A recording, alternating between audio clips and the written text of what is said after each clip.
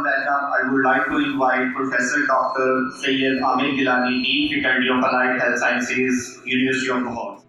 On behalf of University of Lahore, the Deanship of Faculty of Allied Health Sciences, I'm thankful to the Associate Dean of Allied Health Sciences, Dr. Ishfaq Ahmed, and all the respected HODs and faculty members. Without wasting time, I would like to invite Dr. Abdul Ghaffar sir to deliver a lecture about the awareness of this council and its criteria.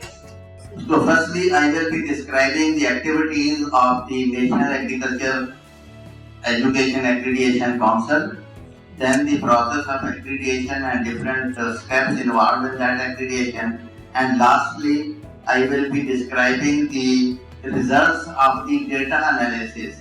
The University of Lahore came probably at the very initial stage of the degree of food science and another food science.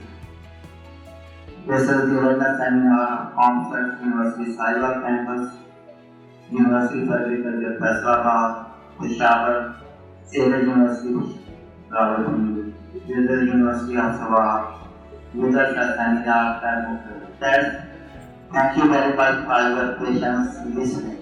So I would like to call Dr.